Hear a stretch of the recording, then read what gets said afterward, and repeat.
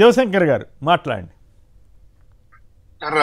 ఇంతక మీరు అన్నట్టు ఈవీఎంలో గోల్మాల్ జరిగింది అనేటువంటిది రాష్ట్ర ప్రజలందరూ కూడాను, ఎవరైతే అవగాహన ఉందో ఓటర్ ఉన్నారో అందరికి కూడాను మొదటి నుంచి కూడాను పూర్తిగా ఒక బలమైనటువంటి నమ్మకం ఏర్పడింది.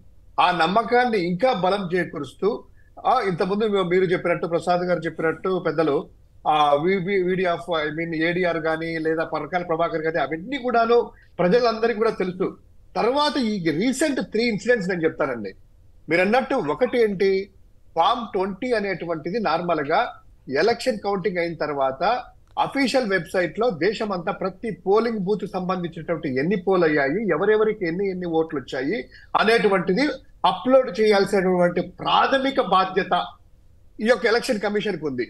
అది ఇంతవరకు చేయలేదు. 10 రోజుల్లో చేయాల్సినటువంటిది 70 రోజులైనా ఎందుకు అది చేయలేదు అనేటువంటి అనుమానాలు ఏంటంటే, ఇప్పుడు వాళ్ళు చెప్పినట్టు 12.5% ఎక్సెస్ ఓట్లు అనేటువంటిది పోలైన అది చూపించారు కదా కౌంటింగ్ లో.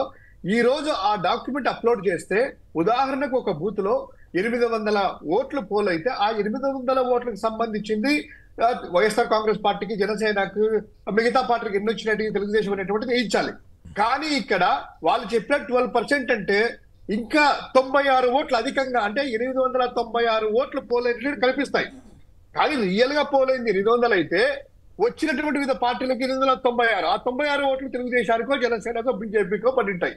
ఇవన్నీ కూడా బయట బట్ట బయలైతాయి అనేటువంటి ఉద్దేశంతో అప్లోడ్ చేయలేదా అనేటువంటి ఇదొక అనుమానము.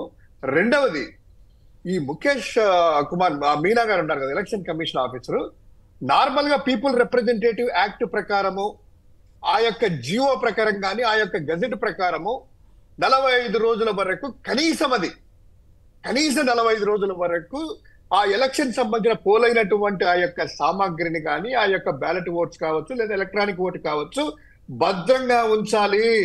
ఆ స్ట్రాంగ్ రూల్ అయిపోయిన తర్వాత అక్కడే పెట్టి భద్రంగా ఉంచాలి అనేటువంటిది బేసిక్ నామ్స్ ఉన్నప్పుడు, ఈయన 26వ తారీఖు అంటే జూన్ 4వ తారీఖు కౌంటింగ్ అయిపోతే జూన్ 26 అంటే కరెక్ట్ గా 22 రోజులకే పెట్టి ఇది 10 రోజుల్లోనే డిస్ట్రాయ్ చేయమన్నారు కదా. జూన్ కాదు, ఏప్రిల్ జూన్ లో రిజల్ట్స్ వచ్చేసినాయి.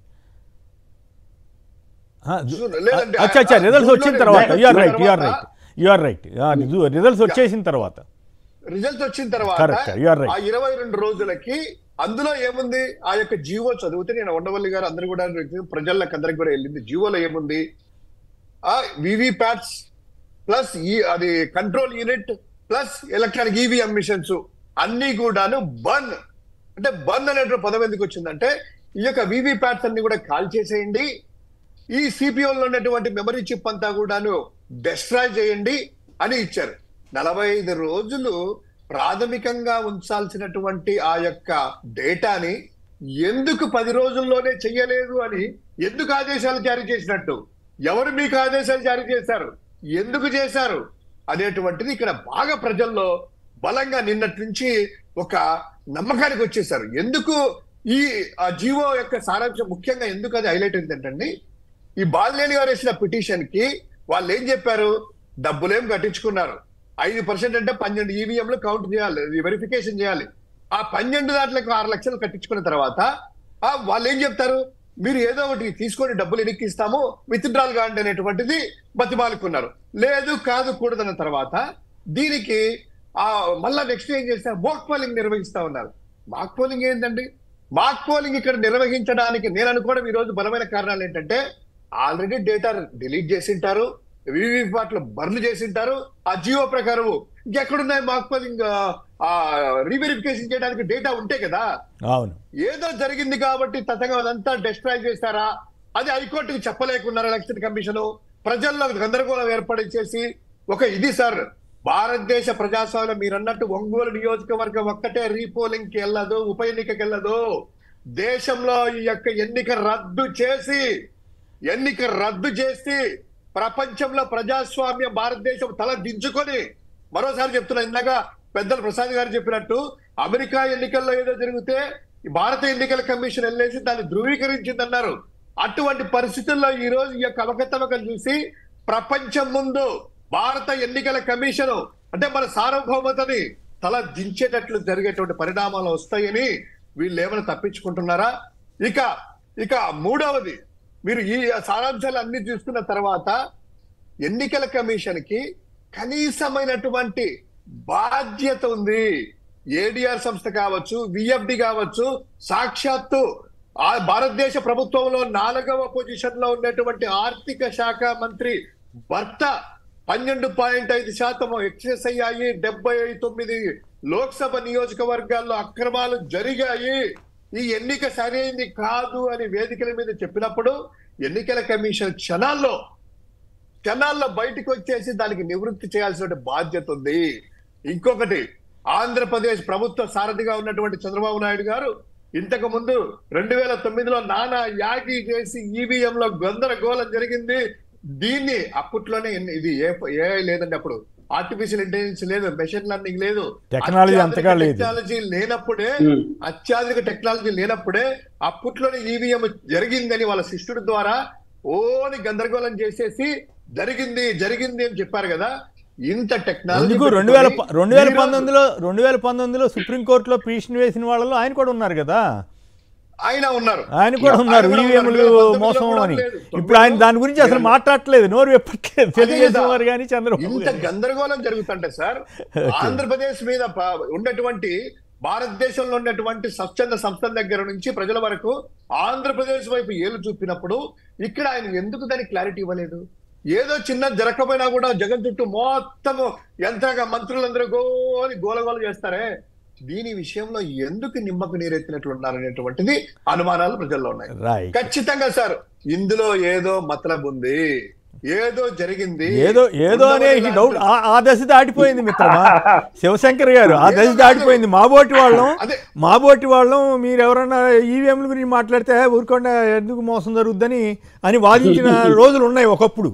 కానీ గత కొన్ని నెలలుగా జరుగుతున్న పరిణామాలు చూసిన తర్వాత నేను కూడా ప్రసాద్ రెడ్డి గారు కానీ నేను కానీ మేమంతా కూడా స్పష్టమైన అభిప్రాయానికి వచ్చాం. ఖచ్చితంగా ఈవీఎంల గోల్మాల్ జరిగింది, ఏదో జరగడం కాదు, ఈవీఎంల గోల్మాల్ జరిగింది. అసలు వీవీప్యాట్ స్లిప్పులు కానీ వీటన్ని ధ్వంసం చేయాల్సిన అవసరం ఏముందండి? ఒక 6 నెలలో సంవత్సరం 2 ఏళ్ళలో ఉంటే నష్టం ఏముంటుంది? ఎవరైనా కోర్టుకు వెళ్తే అయ్యా చూసుకోండి ఎవరుంటాడు. ఇప్పుడు ఇంటర్మీడియట్ లో పరీక్షల్లో ఏమంటాం మార్కులు సరిగా రాకపోతే ఆ రీఅప్లికేషన్ పెట్టుకుంటే వాడు కౌంట్ చేసి చూపిస్తాడా లేదా? లేదు నేను చూపించను, సిస్టమ్ ఇంతవరకే అని సిస్టమ్ చెప్పి ఊరుకుంటాడా ఇంటర్మీడియట్ బోర్డు వాడు కానీ ఎవరన్నా కానీ? ఇది చాలా విచిత్రంగా ఉంది. అసలు హైకోర్టులో ఈ పాటికి ఎప్పుడో తేల్చేసి ఉండొచ్చు, మరి దురదృష్టవశాత్తు మరి వాదోపవాదాలు హైకోర్టు సుప్రీంకోర్టు హైకోర్టు తీర్పు ఏ రకంగా ఇచ్చినా దేశంలో వీధుల్లో అగ్గి పుట్టుకుంటుంది. అందుకని ఇది టెస్ట్ కేసు అన్నాను నేను. చాలా కీలకమైన టెస్ట్ కేసు. న్యాయ వ్యవస్థకు పరీక్ష, అధికార యంత్రాంగానికి పరీక్ష, ఎన్నికల సంఘానికి పరీక్ష.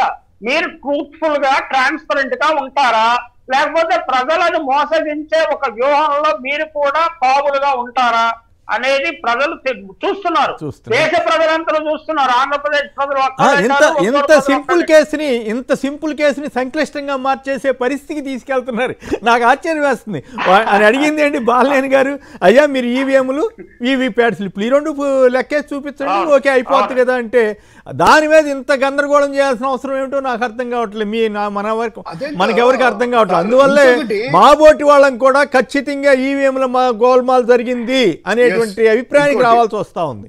దొంగ దొరికిపోయాడు, కన్నంలో దొంగ దొరికిపోయాడు. ఆ దొంగ ఎవరు అనేది తెలుసుకోవాల్సి ఉంది. ఎవరు చేశారు ఈ మ్యానిపులేషన్, ఎవరు చేశారు, ఏ స్థాయిలో జరిగింది, ఇది లోకల్ స్థాయిలో జరిగిందా, కేంద్ర స్థాయిలో జరిగిందా, ఏమిటి తెలియాల్సి ఉంది. రైట్, ఓకే శివశంకర్ కంప్లీట్ చేయండి. 2 అంశంలోకి వెళ్దాం. ఇంకోటి కూడా మనం గమనించాలి.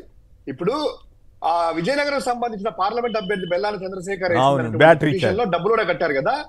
అదేందో సార్ విచిత్రంగా మన మొబైల్ కూడా ఛార్జింగ్ పెడితే ఈ రోజు 40% అయిపోయింది అనుకోండి, ఒక 4 రోజులకి దాని కెపాసిటీ బట్టి పూర్తిగా డెడ్ అవుతుంది, 1-2% ఉంటుంది, అంటే తగ్గుతుంది.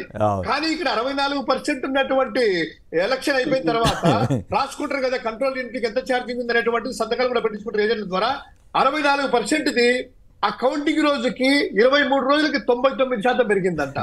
ఇదేమన్నా ఎలక్ట్రానిక్ ఈవీ వెహికల్స్ మరి వాటి మీద వివరణ ఇవ్వాలి కదా, వాటి మీద అసలు వివరణ ఇవ్వకపోవడం కూడా చాలా దూరంగా ఉంది. రైట్ సార్, దాని గురించే రైట్ బాధ. రైట్ ఇంకొక అంశంలోకి వెళదాం. 2 అంశాలు ప్రధానంగా. మార్గదర్శి కేసులో ఉండవల్లి గారు కోరుకుంటున్నట్లుగా చంద్రబాబు గారు రేవంత్ స్పందిస్తారా? మరి దాన్ని నేరం కింద పరిగణిస్తారా, లేదు చాలా గొప్ప విషయం కింద చంద్రబాబు గారు ఇంతకాలం రామోజీరావు మీద వేధింపులని చెప్తూ ప్రచారం చేస్తున్నారు, ఇప్పటికి కూడా అదే ప్రచారం చేస్తున్నారు, మరి దాన్ని నేరం కింద చూస్తారా లేదా? ఇంకోవైపు రోజు అరాచకాలు జరుగుతూ ఉంటే నేరం చేయాలంటే భయపడాలంట. మరి మార్గదర్శి వారు అసలు భయపడినట్టు లేరు కదా ఇంత జరిగినా కూడా. ఈనాడు వారి హెడ్డింగ్ అండి, చంద్రబాబు గారు చెప్పారండి సుభాషితం.